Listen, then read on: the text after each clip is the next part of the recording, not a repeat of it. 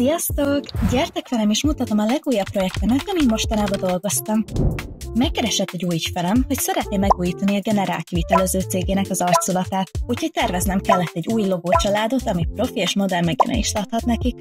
Első lépésként megnéztem, milyen volt a régi arculat, majd írtam egy gyors briefet a projekt céljáról és az irányvonalról, hogy mindent fejbe tudjak tartani, miközben tervezek. Összeszedtem, milyen motívumokat szeretne látni a logóban, aztán elővettem az iPad-em, és jöttek is az első pászlintok.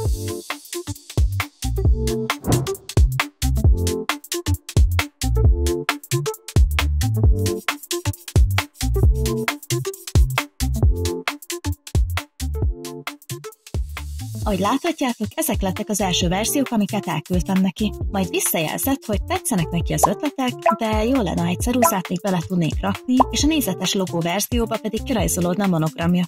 Szerintem ezek szuper ötletek voltak, úgyhogy rögtön elkezdtem agyalni, hogyan lehetne ezeket kreatívan beépíteni.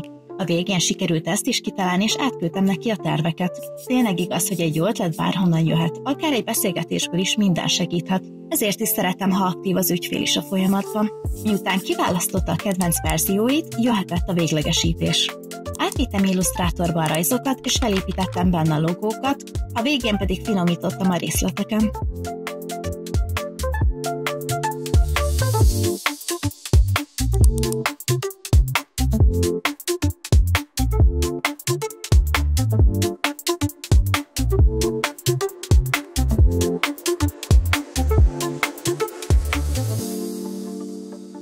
Na de most jöjjön a lényeg, mutatom, milyen lett a végeredmény, és hogy néz ki élesben. Nektek hogy tetszik?